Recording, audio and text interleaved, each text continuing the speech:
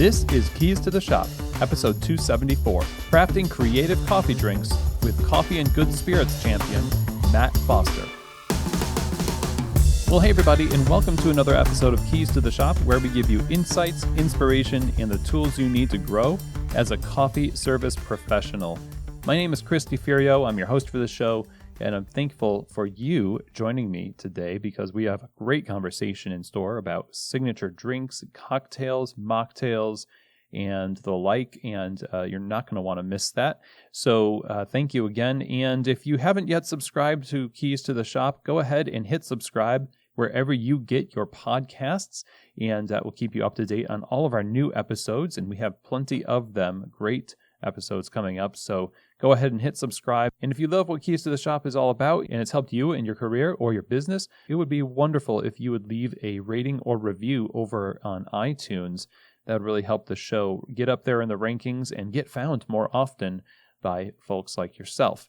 So thank you very much for doing that. And I want to mention that Keys to the Shop not only does this podcast, but also offers consulting for you in your business. If you want to take the operations of your coffee bar to the next level, become more efficient, more profitable, you want a higher level of training for your baristas, or you just need to work through some specific problems or get some help on projects that you're undertaking, there's a lot of ways that Keys to the Shop can help you, either in person or over the phone. Reach out to me via email if you want to set up a call to explore what working with me at Keys to the Shop Consulting looks like. That email is chris@keystotheshop.com. That's CHRIS@keystotheshop.com.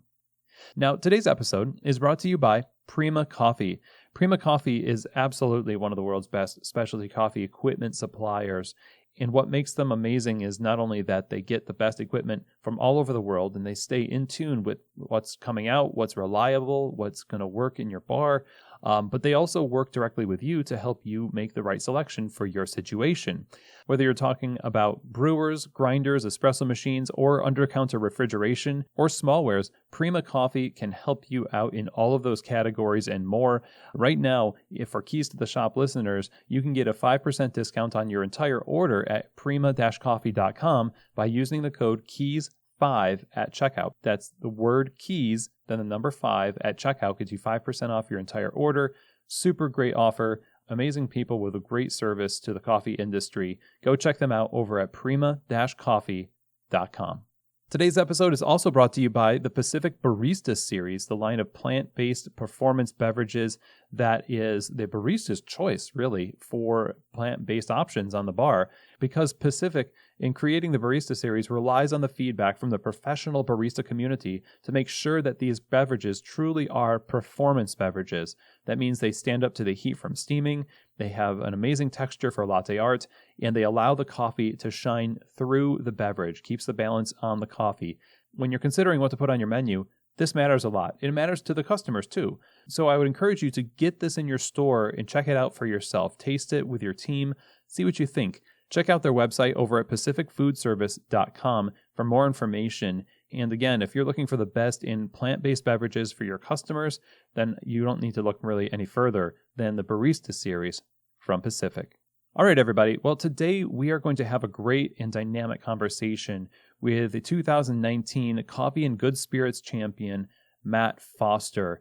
Matt Foster is a longtime industry pro. He has worked as a barista, wholesale trainer, and he is a certified SCA lead instructor. Recently, he was featured on the cover of Barista magazine as the U.S. Coffee and Good Spirits champion for 2019.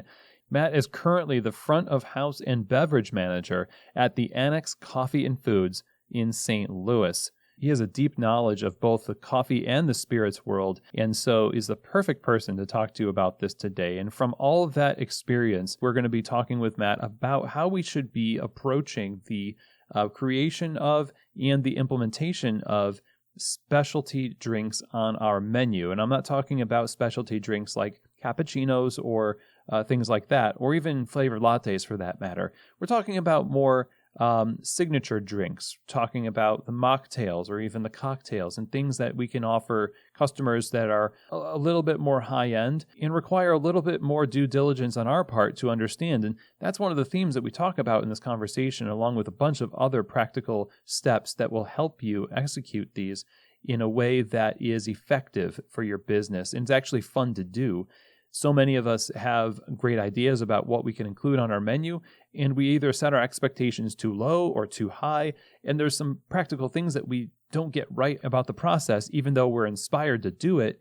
There are some things that really might be hurdles that we're not aware of, or best practices that we're not doing that will, prevent us from having a successful seasonal drink menu or signature drink menu. And Matt helps us so much in this conversation break all of that down to help you enter into the next season of your business with some ideas that will delight your customers and that your entire team are going to be happy about. And you'll be happy about too, because it's actually going to be profitable and practical to do. So I'm excited to present this conversation to you today. Let's get right to it. Here now is my conversation with a 2019 Coffee and Good Spirits champion, Matt Foster. All right, Matt, welcome to Keys to the Shop. I'm excited to have you on the show and to talk about all this fun stuff with you. How are you doing today? Oh, I'm doing really well, Chris. Thank you so much for having me on. Yeah. We were talking before recording about your newish, I guess, gig, and how you said it's a lot. There's a lot going on, but it's really exciting. Tell us a little bit about what you have going on in your role. Yeah, so my new spot is the Annex Coffee and Foods here in St. Louis. And yeah, it's definitely a loaded concept. We have both specialty coffee, tea, cocktails, which is my world. But there's also an entire wall, floor to ceiling, like 16 plus shelves of specialty grocery items, everything ranging from pasta, specialty sauces, olive oils, canned fish, cookies, candy, the list goes on. And we have a full food counter with sliced meats, cheeses, pre-made salads, made-to-order sandwiches. So yeah, there's something for everyone in the shop, and so it's been a fun puzzle to figure out how to make everything work, and to make sure everyone feels safe during COVID. But I've really enjoyed taking on this new project. It's been open since about the beginning of last October. That's awesome. It sounds like a wonderland, and definitely sounds up your alley considering your history and accomplishments in the industry. So it sounds like a really fun time for like any coffee professional, but especially for you. Oh, when the owners had reached out and they were telling me about the idea, I mean, I couldn't see how I could turn down the opportunity to go play in this new shop where I would finally have a chance to kind of put together the type of drinks I'd like to curate, the type of menus. In my previous role at Kaldis Coffee here in St. Louis, I was the wholesale trainer, which gave me these amazing opportunities to work with other business owners to help them run their programs. But leading up to and after the competition, US SIGs, I wasn't able to. I didn't have an outlet for a lot of the creativity that I thought I had. So this provided me with one, which has just been amazing. Long time coming, right? Feels that way, yes. Well, I mean, a lot of wholesale trainers don't necessarily dive into the world of cocktails and, creative drink making. This was something that has been kind of bubbling up in you for a while, and obviously it led you to win Coffee and Good Spirits in 2019. And I'm curious if we can just take a step back and figure out like your attraction to coffee and then creative drink making in the process. Where did that come from? Like, where did you get inspiration to start down that road, and how did it develop into what it is now? Oh, geez. Yeah, it's definitely been a long road.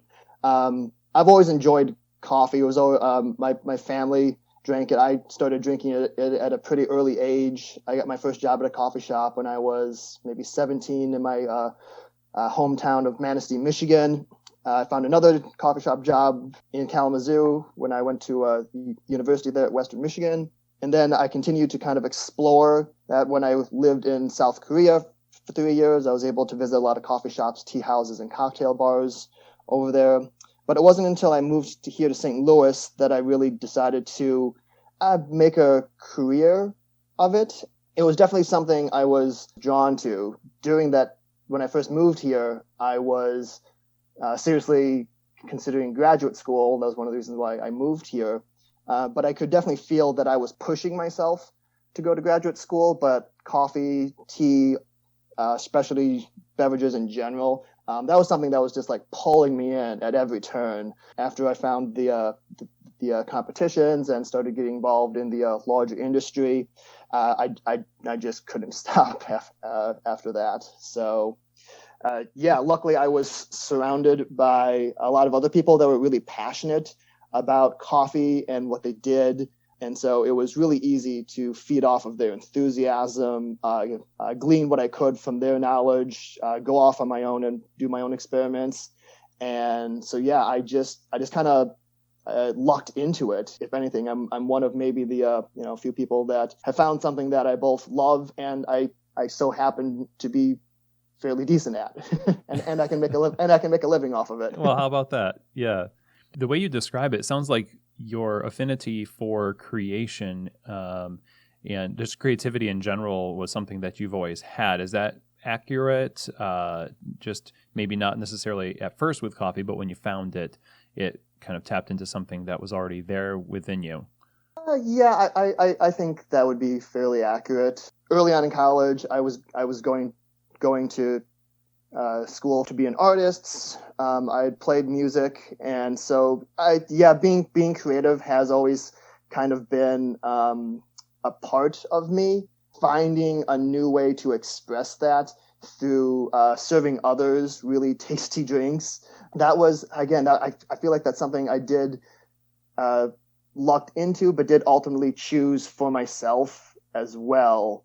Yeah, like you said, it does, maybe saying it out loud here, it is something that I didn't have to try all that hard to at least enjoy, to at least like. It was something that I always looked forward to doing anytime I went to work at the cafe. Now, there's another level of creativity or another framework of creativity that you enter into when you're doing competitions, where if it was a hobby before or something that you were just really passionate about and you found opportunities, now it's a little bit more structured, right? And there's more specific expectations for your creativity. How did competitions really shape the way that you pursued creativity through drink making, in particular the coffee and good spirits competition? Wow, yeah. I mean, I give the competitions like almost all the credit for pushing me to pursue what might have otherwise been just kind of a hobby. Something else that I've always maybe kind of excelled in was figuring out how to work within a system. I had done Boy Scouts, making my way up through the ranks, and I had done both traditional and mixed martial arts, and so having a structure to work within is something that had always appealed to me. And when I found the competitions, where there's obviously rubrics, there are scorecards, there are rules, but that you need to kind of push the boundaries on in the name of being creative and pushing things forward, that really inspired me to look at what other people are doing, find new ways that I could make my drinks, my performances on stage better. Yeah, the competitions really, really honed all these variables that I knew I loved. When I would get done working my 8-hour shift at the cafe, it gave me something to then go practice even more afterwards. That would then further extend my knowledge, because I would need to go find this other ingredient, find out what it tastes like, find out how I want to utilize it in my drink, in my routine. And so, yeah, the competitions I give all the credit to for kind of making me the barista, bartender that I'm able to be right now. In a lot of ways, the competition allows you, and this is somehow the way I felt back in my old competition days as well, like it allows you to find out who you are a little bit more than when you're on bar. It's, the same thing every day, and there's joy in that, right? There's Absolutely. some creativity in that, but when you're in the grocery store aisle picking out spices, and you're reading through bartender Bible, and you're trying to gain inspiration from all these other places. It's almost like you're not just trying to find a drink, you're trying to find yourself in a way. Yes, absolutely. One of the first things I learned from doing the competitions is the necessity to be yourself, to authentically enjoy what you're making, what you're talking about. If you're not passionate, if you're not excited about your routine and your beverages, it's going to show up on stage, and it's going to be reflected in the scorecards. It's going to come off as just kind of going through the motions. And yeah, that comparison of being on stage versus being on bar. Being on bar is great. I still love it after all these years, just making drinks for guests, having that interaction. But it is somewhat fleeting in the moment, because you just kind of keep churning out drinks. You're worried about time. You're worried about the other responsibilities within the shop itself. But when you do the competition, it's all you. Like, it's you on stage for that 10 or 15 minutes. And so you really do, especially if you spend as much time practicing late nights as I did, you have to spend a lot of time with yourself and really find out what it is that you care about, what you enjoy. And so you really get a good sense of just where you are and what you care about.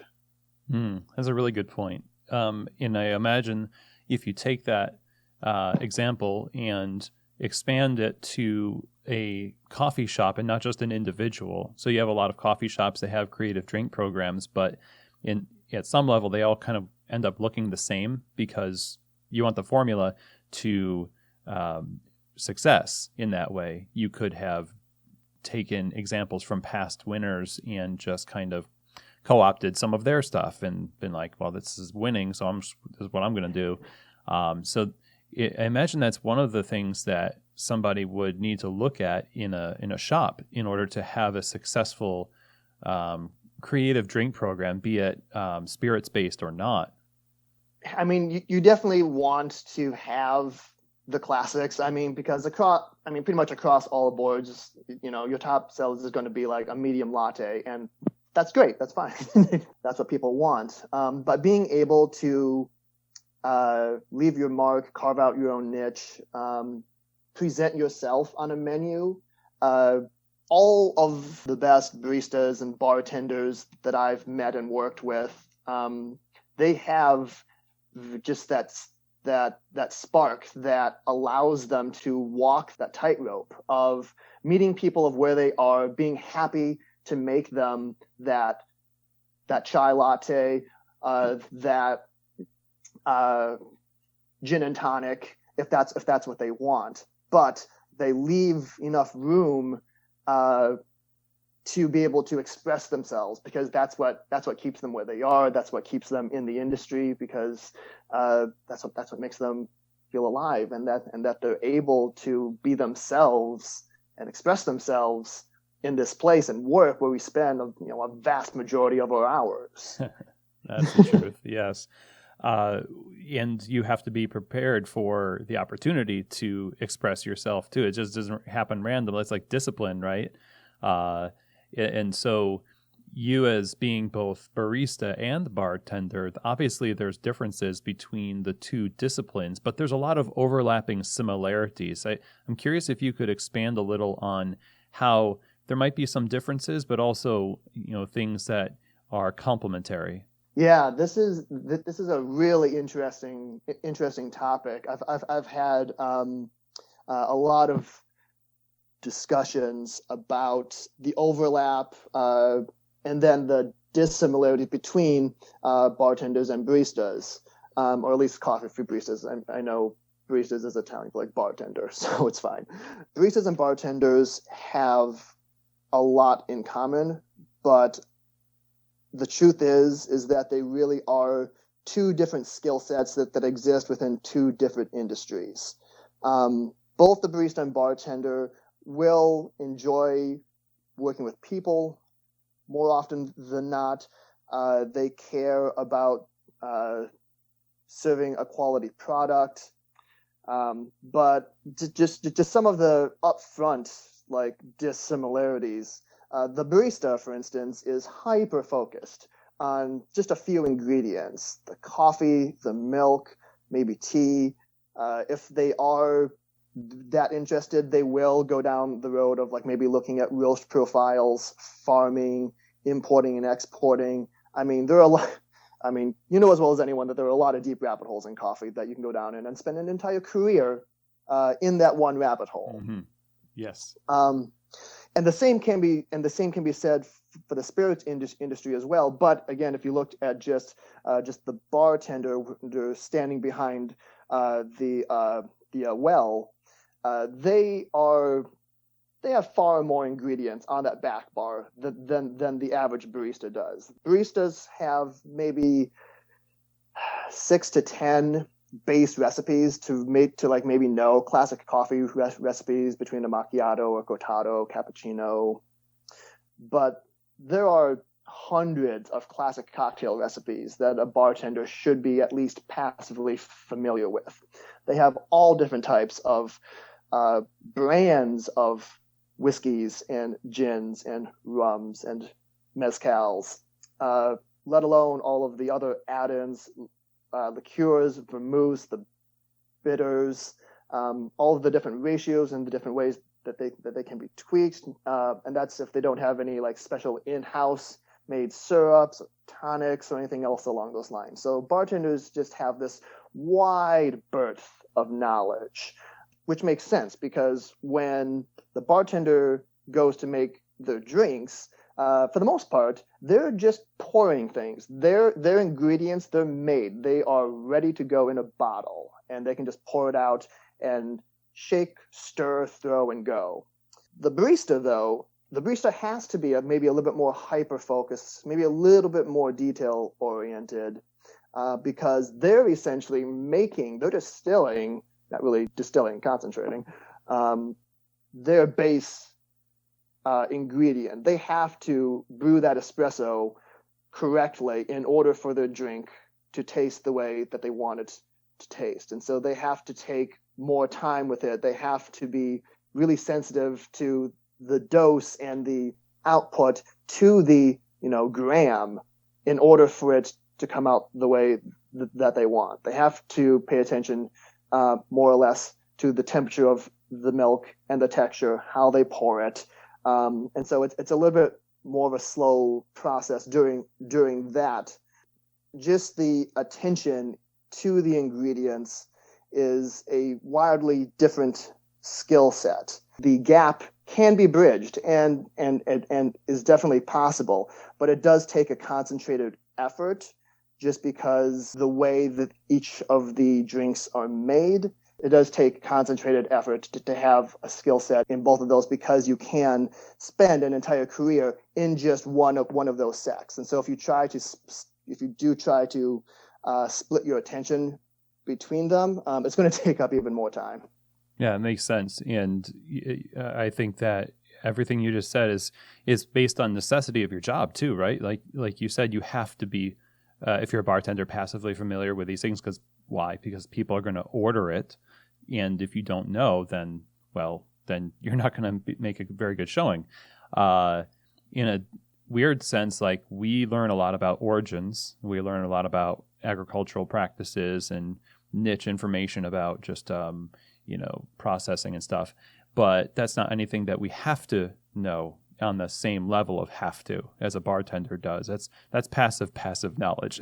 Like the rare person is going to ask you about that, but it's not going to make or break their experience. Whether or not the roast profile of your coffee isn't going to necessarily affect how well you can brew it, as long as you're paying attention to how you're brewing it, or the way in which it was dried on raised beds. Yes, all of that knowledge for us who want to go deep into it, super fascinating, critical for some of us that just want to have that information. But and this is all painting in very broad strokes. the average barista doesn't need to have that depth of knowledge as much as a bartender needs to know the ingredients and ratios for a gimlet. So the gap that we're talking about between the industries, to me, it seems similar to the gap between restaurants and cafes, or the wine world, or what other industry that we like, pastry chefs, for example. There's a lot of places that I think competitors and baristas alike gain inspiration, where they go to get a book on recipes, but it's not coffee based. It's food based, or it's cocktail based, desserts, wine, whatever.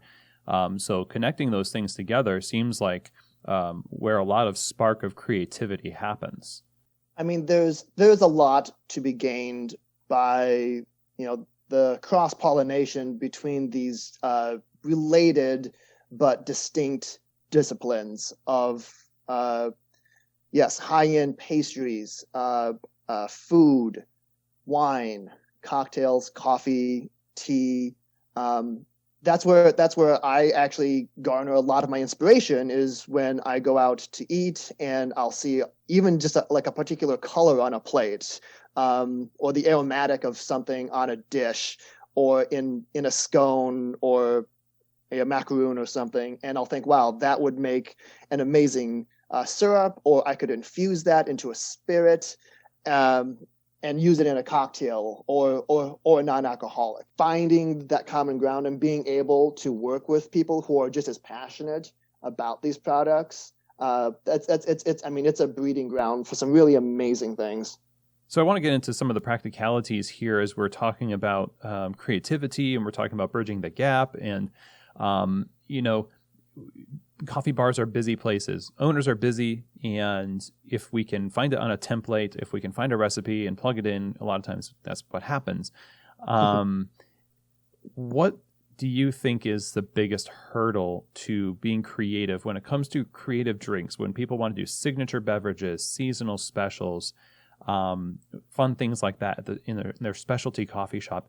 What do you think are the biggest issues or hurdles to being creative with those drinks? Well, I definitely think that there are a number of them. One of them is just maybe having someone on staff that's familiar enough with them to know what goes into making them. The average coffee shop, still to this day, I would say, is signature drinks are just throwing a bunch of syrups into a latte and calling it a day. Maybe ice it down, maybe shake it a little bit, if they want to just not pour milk. But I would, beyond that, just having someone on staff that can make them, it would probably be one, cost. Some of the signature drinks, they require certain pieces of equipment or certain ingredients that may be more difficult to source if they're not in season. Just knowing where to get them, depending on where you live, can definitely be a hurdle. I would also say knowing what type of signature drink would appeal to your clientele, so you can keep it on your menu and keep doing them, and finding a way to sort of strike that balance of being creative and having something that people will keep coming back for again and again, and not just have it one time and then just go back to their normal order. I would say those are a couple hurdles. Yeah, and I was going to say cost must be one of them. And, people like, oh, put saffron in something, or, well, the cost of vanilla beans is pretty high, or whatever. There's always that, are we going to get a return on this investment thought that's happening in the owner's mind? But even if the barista has an idea of, like, here's what I want to do in the menu. And I think we'll get back to that in this conversation, talking about how to go about proposing these types of things in a real cafe environment. Practically speaking, then, if we have these hurdles in place, and some of our mistakes are going to be to simply ignore those things and set out anyway, I guess, what do you think, like, Busy Shop should do to prepare to do these types of specialty drinks and mocktails or cocktails or whatever, to do them well? What are the first steps to planning and executing a good specialty drink menu? If you are just going to move forward on it, the first thing I always consider whenever I'm planning a new seasonal menu at the Annex is, one, just access to ingredients. Can I reliably get the ingredients that I want for my drink? I don't want to have something on the menu that people really enjoy, but I'm out of every 9 days because I can't reliably get something in stock and just keep the ingredients on hand. Next one would be just the actual assembly of the drink. Something that's more commonly talked about in the cocktail world when we're making new cocktail recipes is how many touches does this drink need? So an example of it would be something like, I mentioned the gimlet cocktail earlier, so that's just gin, lime, and simple syrup. So that has 3 touches. 4 if you want to count like adding the garnish.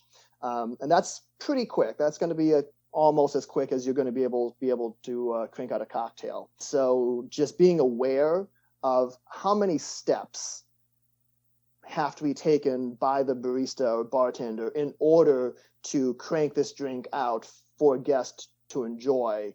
Just being aware of workflow and ticket times is definitely something that people should keep in mind when they're wanting to push forward this menu. Have you ever done this poorly and seen the results? I'm wondering why is this? I think we could kind of answer this question easily. Like, workflow is important and Yes. discussion, but we want to be super creative, and sometimes we forget all about that. So, like, maybe what are some times that you've kind of come up with a really awesome drink that's like super impractical? Oh, geez. Luckily, I learned that lesson pretty early on. I mean, almost none of my drinks that I made for competition I would ever put on a menu, just because. Oh my gosh, the way that you had to make the coffee, I think one of my cocktails had like 8 or 9 touches on it. Mm-hmm. There just would have been no way for the barista or bartender to make these drinks if like 3 of them were ordered at a time and more are coming. There's just no way. And like I said, since I was working wholesale, I essentially didn't have the opportunity to put myself in that spot. I learned that lesson, and so now that I am making a menu, that's something that I can at least actively avoid. So fortunately or unfortunately, I don't have a story in which I've trapped myself behind a drink that requires like 10 touches and the coffee has to brew for 9.5 minutes before it can be served. That's good.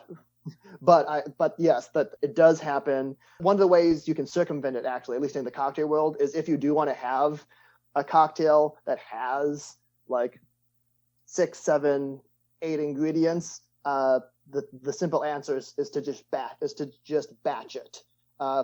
Combine the ingredients ahead of time, leave out maybe like the heavier syrups, the acids, add those fresh when it's ordered. But if you can just batch something and then make it that way, you can get away with having a slightly more involved flavor profile in a drink and not sacrifice workflow. That's a really good point. And for some reason, we just hate batching in coffee. Like, we have to work hard to get people over the idea that batch brew doesn't have to be like an anathema of specialty coffee. I think we're better now. But when we're talking about like, oh, we're going to put the, persimmon vanilla milk in a gallon container in the fridge, it's kind of like an affront to our, sensibilities, I guess. Like, that doesn't seem special because we're just using this giant vat of ingredients for this fine cocktail.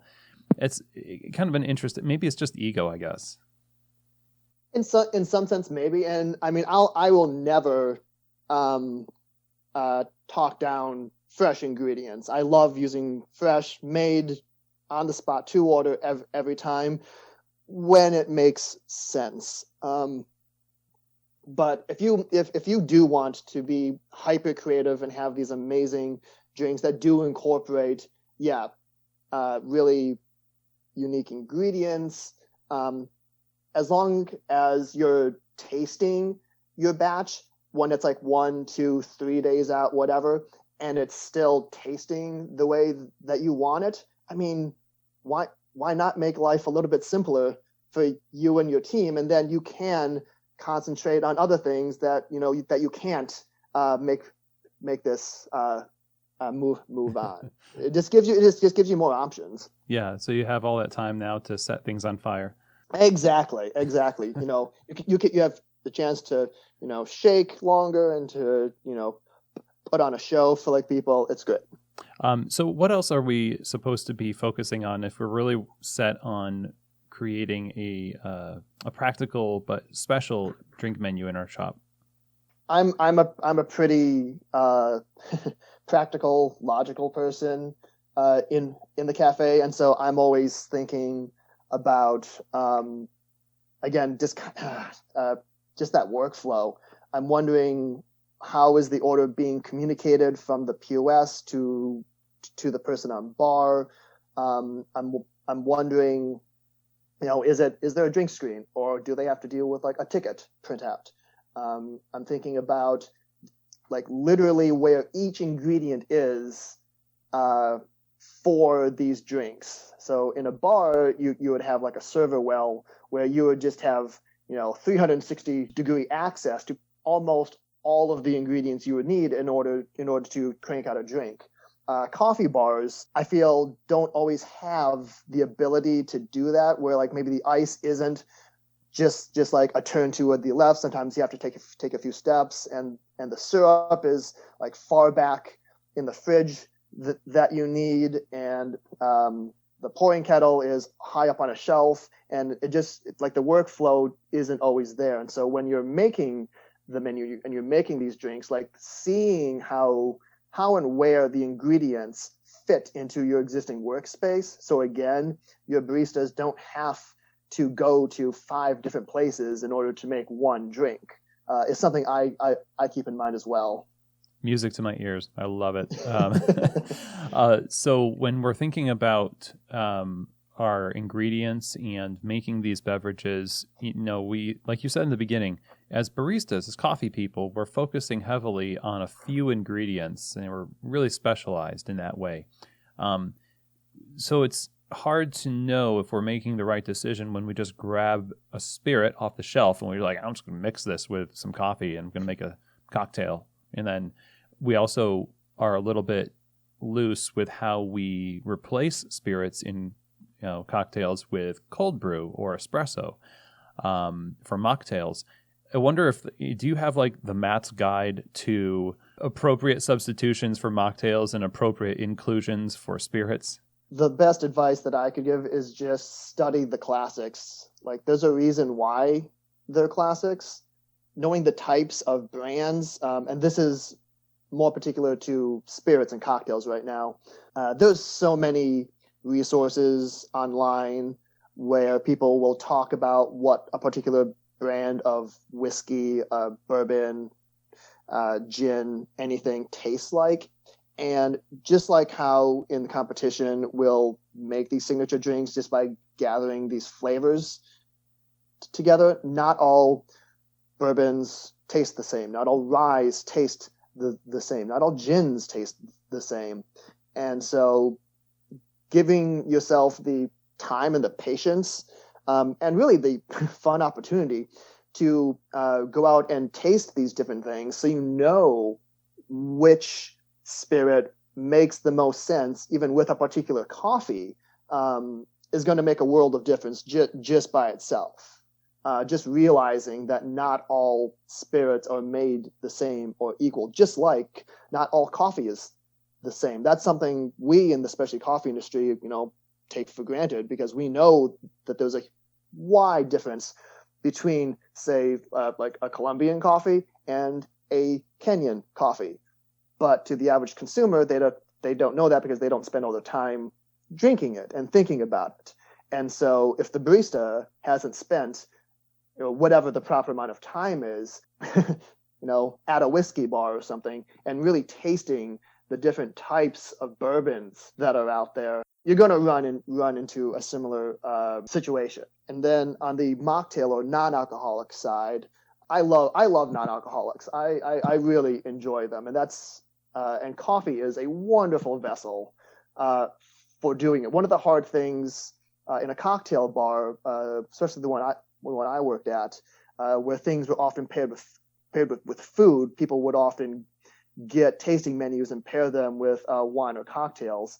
If someone wanted a pairing, but they wanted a mocktail instead, one of the hardest things was just getting enough volume of ingredients together that made sense. And oftentimes, it would end up being juice and syrups, maybe like some club soda or something like that on top of it, if they wanted some sparkling. But coffee and tea too does that for us actually. And so getting a really great tasting coffee, something like a naturally processed coffee that has those fruit flavors, getting like a really delicate but somewhat dry white tea, and adding just really really good house-made syrups into them, just like maybe like cardamom, rosemary, lavender, and then adding just a little bit of acid to it to accentuate the already present acidity in the coffee, depending on what type you're using. So maybe you use lime juice, maybe you use lemon, maybe even grapefruit or orange, just to make it pop a little bit more against whatever type of sweetener you're adding to it. Those are some of my favorite drinks. This very much sounds like, you have to be dedicated to take the time to develop yourself in a culinary way, and not just in a formulaic way. Yeah, and it is just being patient with yourself. That's something that I really try to emphasize with all of my new baristas and bartenders, especially when it comes to just like getting used to tasting coffee and being able to pull out tasting notes. It's hard. Most of us eat, we don't taste. Most of us don't take the time to consider what the actual differences are between, say, like a frozen strawberry and a fresh strawberry. And so just giving yourself the, again, like opportunity to go out there and taste all of these things. It does help if you have some, maybe like a live person you can talk to and give you feedback on like what something tastes like. But again, there are tons of resources online. There are a number of great books to help you if you don't have someone that's already more experienced.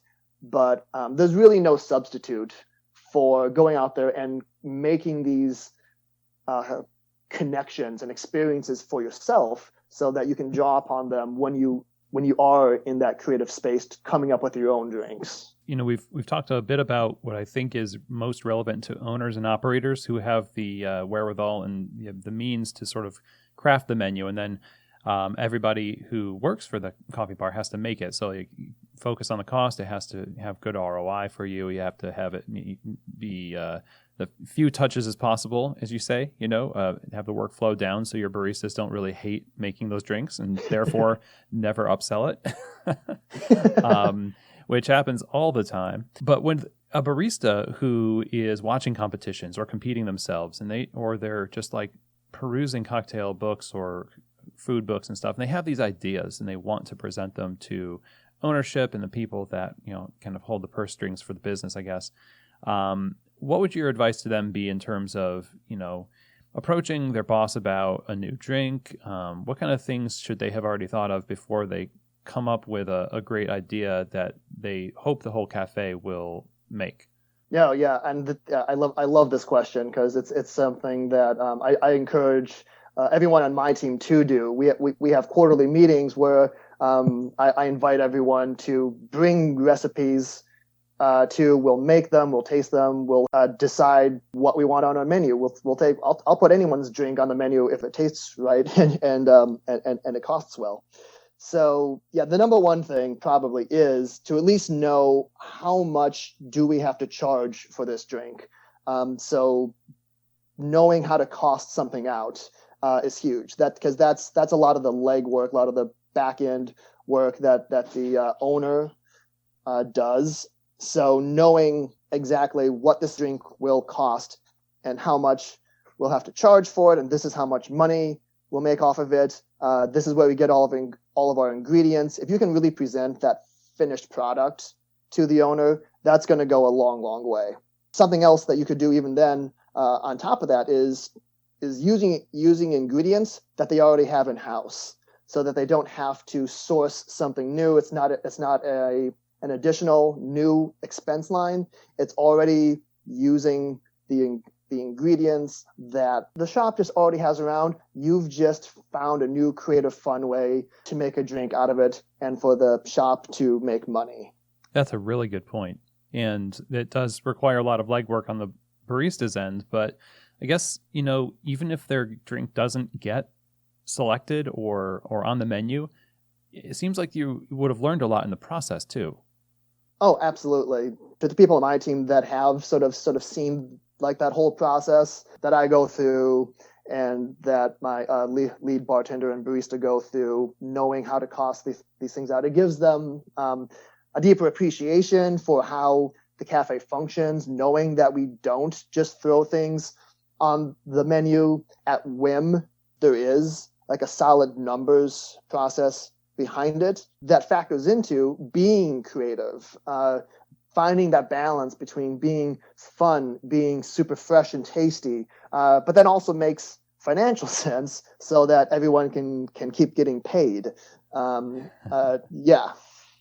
I like the theme here seems like do your due diligence, think of others that are going to be impacted by your decision. If you're the barista coming up with a drink or you're the owner coming up with a drink, you've got to play it out practically in order for this creativity to become part of what you do.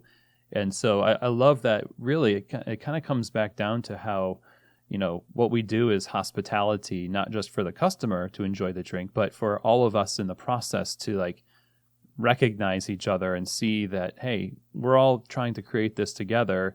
Let's make it as practical and as fun as possible. Oh yeah, because again, if you're not passionate about what you're doing, what you're serving, it's going to show up on your face when you're serving either competition judges or your regulars at your shop. And so just really sort of expanding that circle out from yourself and thinking about other people on your team, your guests, just that, having that bigger picture in mind, and just making it easier and more fun for everyone else. I don't see a downside to any of that. Certainly, neither do I. So this has been fantastic, and I have one last question for you, I guess, because what we're talking about here is definitely 10 years ago, even 20 years ago in the industry, a lot of this stuff was just not part of what coffee was. And coffee is always changing. It's because of, people like yourself that influence the industry, and then people who are influenced by you, that they turn around and they do something on their bar. And in mass, we all make this change. And so it's easier now for somebody to have these opportunities. Whereas before it was you had to fight tooth and nail just to get one good signature beverage on a static menu, So a lot of stuff changes based on our decisions. And I'm curious, as somebody who is, a champion and has so much influence in the industry, by virtue of just your history in the industry, what do you want to see how do you want to see the industry evolve moving forward, as a community, and the kind of things that we focus on? Oh gosh, so much.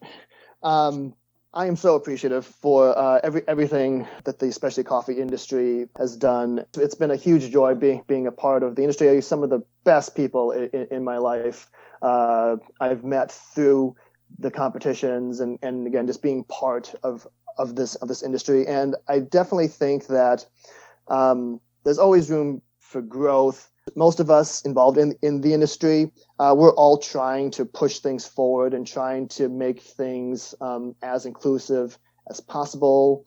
There have definitely been some missteps along the way. I don't see how that's avoidable completely. I don't have any straightforward answers for the industry as as a whole. Just recently, I was involved in a large Zoom call in which I had never seen before, where it was strictly Asians and Asian Americans involved in the coffee industry.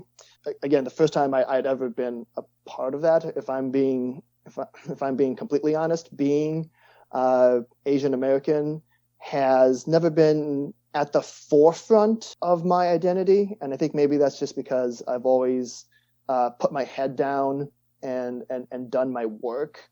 Which after having conversations with some of the people online, that's definitely a common aspect in the Asian community in specialty coffee. So to more directly answer the question, I've loved the opportunity to talk here with you about everything beverage and specialty drinks. That is what I love, and just being able to speak out on a platform is something that's become so crucial, especially in the past couple of years. There are a lot of people that feel isolated during COVID, and these past few years have, I think, done a lot for showing that isn't necessarily the case, but that's only because more people have been speaking up about their own personal experiences. And all of them are valid. And sharing these experiences are the only way that we're going to be able to find common ground amongst each other. One of the other things that came up on the Zoom meeting was notion and thought that is maybe pretty straightforward, but it's the idea that not all Asians are a monolith. We're all very different. There's a big difference between even like Korean Americans, Chinese Americans, those from Southeast Asia, India, people who were born here, people who have just come here from their country of origin. So many different backgrounds and viewpoints and experiences, and how they interact with the people around them. A language barrier is just one example. A doctor at the height of their profession in their home country might come here. There might be a language barrier, and even though this person could be the most intelligent person, that might not be how they come off if there's a language barrier. Providing more people with opportunities to talk about what they've gone through, and to not make a comparison of one race versus another, but really just their experiences as people just existing in the world, and race will be a part of that. I think is going to be super vital going forward. These movements to at least try to be more inclusive. In the competitions, there's always a lot of talk about the people who grow our coffee and harvest and process it, and how the commodity industry just isn't the best place for a lot of these people, as the market swings and farmers are pushed into selling their coffee at a loss, getting put into poverty, not being able to grow coffee anymore because they just can't afford to.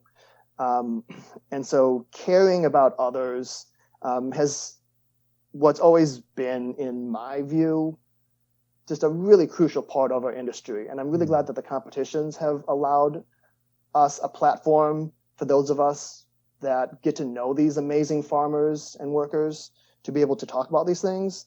And in the past few years of competition, more people have been speaking out, thanks to things like Cat Barista, and trying to get more diversity, more voices, more viewpoints, more experiences into that spotlight. That's the direction in which I would like to see the industry to continue going. I love it. You know what? As you're talking about that, we had just got done talking about how we need to be thinking about each other in the process of creating something on a menu. We can sometimes care for that stuff more than we care for people. We will investigate the different kinds of whiskeys or different kinds of coffees, but we won't investigate different people. And like you said, sometimes we just assume, and that assumption really hampers what we can build in terms of an inclusive community. If we can even just take a lesson from our creative drink making, we need to be able to still be creative when it comes to creating space and creating a community that celebrates the variation in our community, right? Or else what good are all these special drinks and all this other stuff that we're doing if the people that are making them are not considered in the process? Absolutely. I love creating drinks, but in the end, I'm creating them for other people. And I want them to enjoy them, of course. But at the end of the day, it's just a drink. Being engaged in the industry, talking to other people, having baristas talk to bartenders and bartenders talking to baristas about what's happening in these related industries. Sharing these experiences is the only way that we're going to find common ground amongst each other, whether it's baristas to bartenders or Asian people to Black people to white people to Hispanic people. It's going to take conscious efforts in order to find this common ground so that we can all care about each other more. Well said, man. Well said, Matt. This has really been great talking to you today. It's been educational. It's been inspiring. I really thank you for being on the show. Where can people learn more about where you work and get in contact with you, follow you on Instagram, visit you in your cafe? Instagram is probably one of the best ways to kind of reach out to me. My handle is just Matt, Mattk Foster, Foster. You can find the Annex Coffee and Foods, stl.com. We're happy to talk with anyone. We have some really great local partnerships as well. If you want to just have fun, or if you want to try to build something meaningful, we love working with people and trying to help others in the name of tasty food and drinks, and just trying to make things better for everyone. Excellent. Thank you again, Matt. Thank you, Chris. This has been great. All right, everybody. Well, I hope that you enjoyed that episode. And, for me, I think the real through line of this was the idea that we have to approach something like specialty beverages with a certain level of empathy and care for the people who are going to be both drinking them and making them. Whether you're the owner or the barista in that case, doing our due diligence to explore what is and not make assumptions about what is really critical. And tying that into what Matt was talking about at the end, when we want to build a more inclusive coffee community, the same thing goes for the people in the industry, be they farmers or coworkers in the retail sector of the industry. We have to approach each other and what we do with a certain level of intentionality and the ability to learn from listening to and interacting with what's around us and who's around us. And so I think that really ties this hospitality industry we're in together really well. And I want to say a huge thank you to Matt for joining us on the show. So you can stay tuned with what Matt has going on over at his Instagram account, which is at Matt K. Foster. And you should also follow The Annex in St. Louis. That's at The Annex STL. Definitely visit them if you're in St. Louis and want to say hi to Matt and enjoy some great beverages while you're there. Now, if you want to contact me with any questions, comments, or feedback about this show or any of the episodes of Keys to the Shop, feel free to email me. The email is chris@keystotheshop.com. Again, that's also where you can reach out to inquire about Keys to the Shop consulting. chris@keystotheshop.com. Now, here's some news for you all that I think you're going to want to hear, and that is that Coffee Fest is back in session. That's right, the best trade show by far for anybody in the retail coffee industry who wants to be equipped to run a great shop, to learn about coffee, to gain networking opportunities, to have opportunities to enrich their staff. It is back on after a year of doing great virtual presentations. Coffee Fest is back in session for 4 live shows coming up this year in San Antonio, New York, Anaheim, and then in Portland. And Coffee Fest is also launching an online learning and resource portal called Coffee Fest 365. You want to learn about attending these conferences or experiencing Coffee Fest 365, then go to coffeefest.com where you can learn more information and get signed up.